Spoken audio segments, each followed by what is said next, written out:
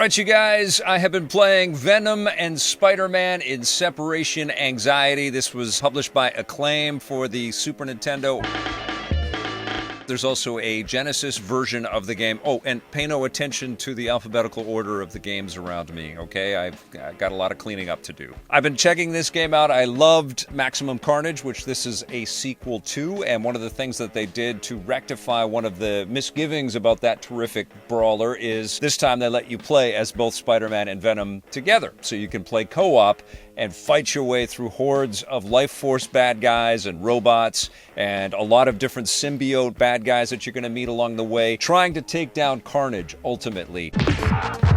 One of the things that I really liked about this game is you can pick up different Marvel superheroes to cameo and jump in, and, you know, Cap will throw his shield, Ghost Rider will swing his chains around, Daredevil will have his billy clubs, and Hawkeye will shoot arrows at all the bad guys. They're kind of like smart bombs, you know, you just press a button and they jump in, they take out a bunch of bad guys on screen for you. This is certainly not the prettiest Super Nintendo game that I've played, especially one that came so late in the console's lifespan. That's when we were getting into the PlayStation and the Sega Saturn. You may see some of those games around there. And our attention was turned to much more powerful systems, and so subsequently most of the software that we saw on both the Genesis and the Super Nintendo at the later stages there looked pretty damn good because developers knew how to get the most out of the machines.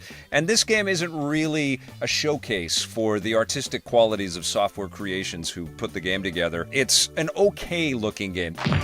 You're going to see a lot of recycled art in the backgrounds. Like, for instance, they'll have like a city level, and then they'll have an underground city level. We'll just add some stalactites and stalagmites into the foreground. There's a lot of foreground imagery played with here. The one thing that I do like about this game quite a bit is the speed of everything.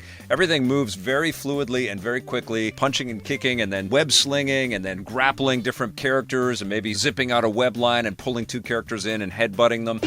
All of that stuff is super fun and very easy to pull off. It's very addictive. That loop is fun. It's also much more fun and made much more fun by the addition of somebody else playing beside you. It is actually a pretty decent couch co-op experience, although Maximum Carnage, I think, had way more style and flair. Visually, it was a lot more interesting. The cut sequence and the story bits that were in Maximum Carnage were a lot better. In this one, you just get a wall of text and maybe one sort of static image of one of the heroes or both of the heroes, or one of the anti-hero and the hero. And you don't really get a lot of the personality, and that includes in the boss fights as well. The boss fights, one of the things that they do later on in the game is they stack up all of the different jury bad guys. These are all the guys that are outfitted with different weapons and hoverboards and things like that. They're all about the same size as most of the goons that you fight along the way, and so are the symbiotes, because at a later stage you basically run into this gauntlet type scenario where they just keep throwing bad guy after bad guy after bad guy at you. So consequently, sometimes you have a bunch of them on screen at the same time,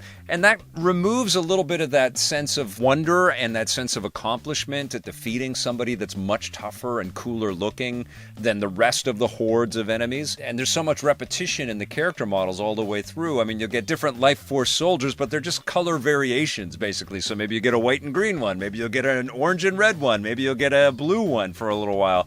And so you see a lot of the same stuff over and over again. And this game also suffers from the early stages looking like Spider-Man is in like low rent zone and he's just fighting up goons that look like they're all from the movie Breakin', actually. Remember the movie Breakin', the classic film Breakin'? There's a lot of drum machine type claps in the soundtrack as well, so it really made me feel like this was an offshoot of Breakin'.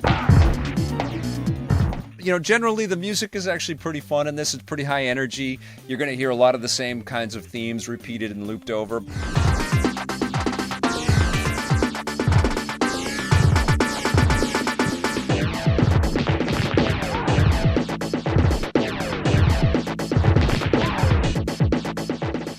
You know what? It's a decent brawler. It's certainly not as cool as Maximum Carnage is, but it's definitely very fun to have that trade-off, to have the ability to have somebody play co-op with you and to get in all the scenarios that you do get into in the game.